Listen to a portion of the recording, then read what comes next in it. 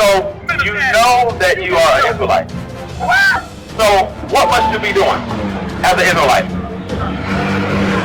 Follow the rules? Okay. Being an Israelite, there are certain things that are required of us.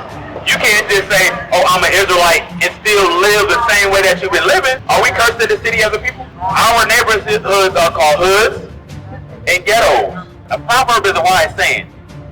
If you want to hide anything from a nigga, where you put it? How come you know that? It's because we have become we can actually go into the Bible and actually decipher what God is actually telling his people, because there's a difference between God's people and everybody else.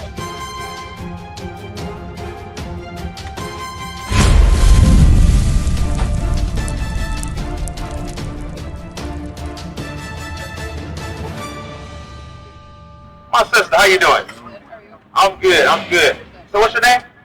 Carla. I'm Homicide. So you know that you are an Israelite. Okay, so what must you be doing to show that you are an Israelite? I mean, because one of the first things in finding a good man is knowing what a good man is looking for, right? So what must you be doing as an Israelite? Follow the rules? Okay. What rules? Let's be more specific. Okay, so follow the commandments. Now, I'm going to show you something. Give me Deuteronomy chapter 10, verse 12. So, we're supposed to be following the commandments. So, you see yourself on that sign. What tribe are you from? Follow the land wherever he stands, thanking the Lord well in advance for washing the blood off of my hands. Yo, who's your father? What was your father, I should say? So far, African American, so you will be from the tribe of Judah. You are an Israelite from the tribe of Judah. Now, have you watched any of our videos? No? But you know you're an Israelite. Okay, so you just learned it. So, we have to start somewhere, because what we're out here to do is we're out here to show our people their identity, their true identity, according to the Bible. Because before you walked up here, what would you call yourself? Would you call yourself African American? Right, so, but where does that come from? Right, we were taught that, right? But before we were African Americans, where were we? What they call it, Africans, Negroes, all of these different bywords, because that's what it is. So what we're out here to do is to first show our people who they are and what they have to do. And once you learn what you have to do, be that godly woman or that godly man. You understand? All right, so I'm going to show you this, because you said that you would be from the tribe of Judah, right? Now, the conditions that we live in as a people, right? Are they good or bad? Bad, right? Anywhere you go, if you go to Chicago, it's bad. If you go to Florida, certain parts of Florida, it's bad. Anywhere across the United States, across Canada, anywhere, you'll find us in these low conditions, correct?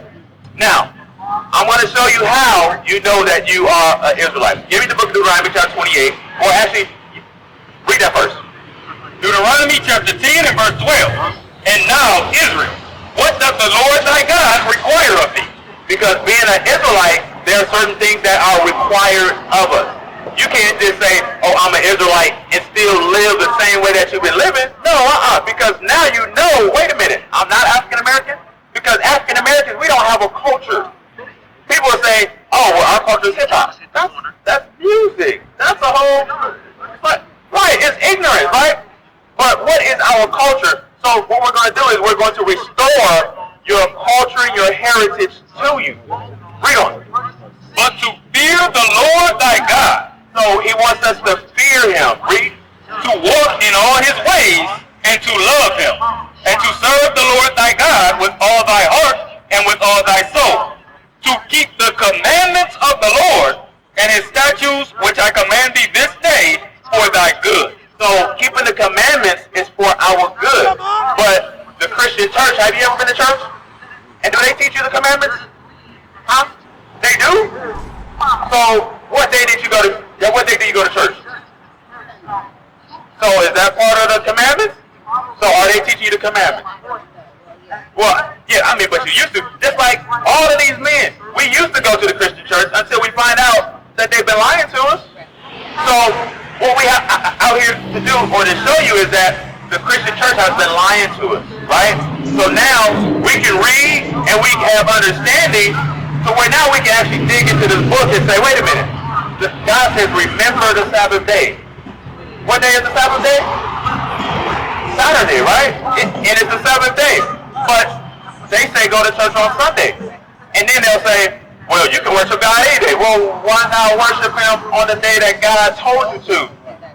So there's discrepancies in Christianity and what the Bible says. God says remember Sabbath day. Christianity says, hey, Sunday, or do what you want to do. God's commandments are done away with. That's what they actually teach. Because guess what? They say that, for example, you can eat what you want to eat. But if that was true, can you eat poison ivy? Can you eat a human? No, you can't. You know what I mean? So God has given us certain things to where we have to follow them for us to live long and a prosperous life and eventually get to the kingdom of heaven. Hey, what's up, bro? You ain't subscribed yet? Look at this guy, man. You ain't right, man. Press the button. Press the button. All right? So I'm going to show you how you know that you are an Israelite. Give me Deuteronomy chapter 28 and read verse 15. Deuteronomy chapter 28 and verse 15. But it shall come to pass, if thou wilt not hearken unto the voice of the Lord thy God, to observe to do all his commandments and his statutes, which I command thee this day, that all these curses shall come upon thee and overtake thee. So this is Moses. He's speaking to the Israelites. He says, if you listen and do the commandments, or if you don't listen and don't do the commandments, you would be cursed as a nation of people. Now, we can both agree that we're cursed as a people, right?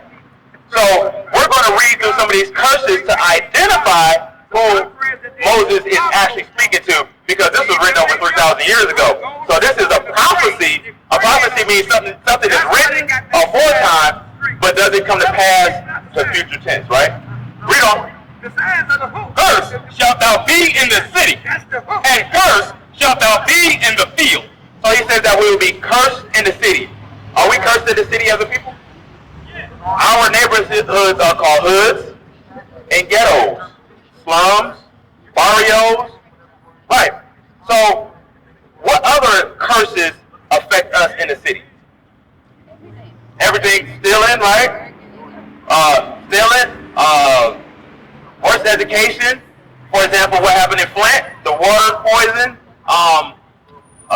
gangs, drugs, baby mamas, baby daddies, like all of those things are what affects our community. You can't go to Farmington Hills and see the same things as you see in the city.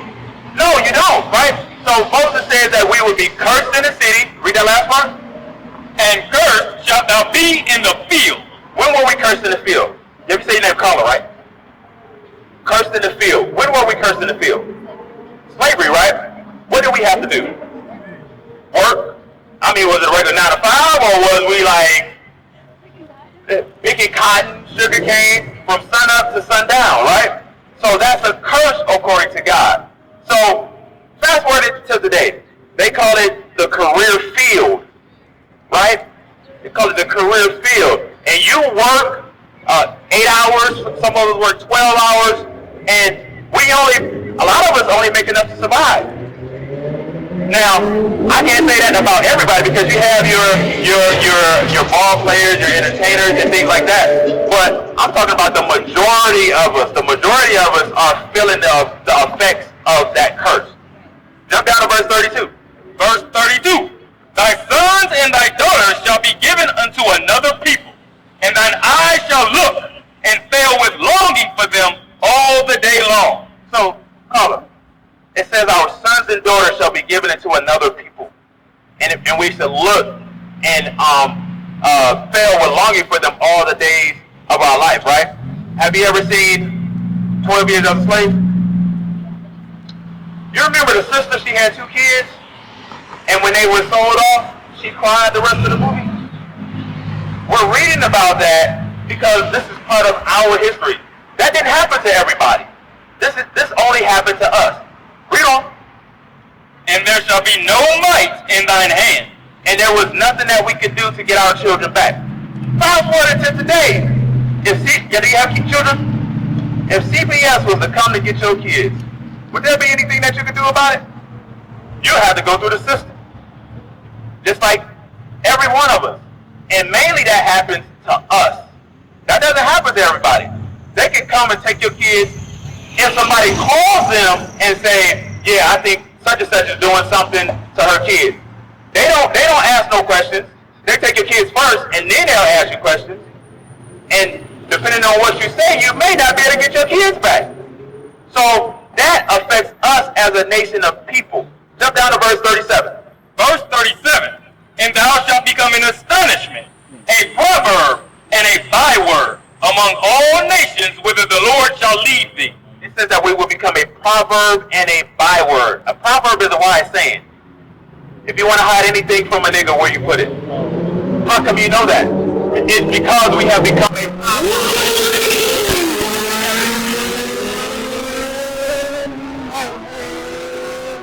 We have become a proverb, and a byword is anything outside of what God calls it. For example, African American. Bi means two, right?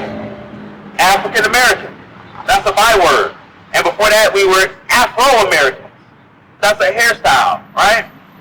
So, if you notice, our nationality has changed multiple times over the years to where we can no longer connect ourselves with anything, right? Because during slavery, what happened? Like as far as, if you remember Roots, Kunta Kinte, what did they change his name to? If you remember Toby? So remember, they said, we gifted you a name. And they beat him until he accepted it. So now, he discontinued from his name, his culture, all of that. So now, when we ask our people who you are, you can only say what they told us, right? But now, we have the Bible. And we can actually go into the Bible and actually decipher what God is actually telling his people, because there's a difference between God's people and everybody else. Across the earth, the prophets move. From city streets to distant lands, the message is the same. Israel must rise. Through every quest, every journey, the truth spreads. No border can contain it. No distance can silence it. Our nation lives in every moment. In joy, we celebrate marriages. In sorrow, we honor our dead. On the Sabbath, we gather as one. Families rejoicing together, bound by the commandments of God. Yet are we tried. From the stones in Kenya to the hatred in Montana, we endure as a soldier of the Lord. And still, the mission expands. On the airwaves, on the screens, in every nation under heaven, Israel's voice is heard. We build our communities. We raise our children in royalty. We restore what was broken. We clean what was defiled. We show the world who we are.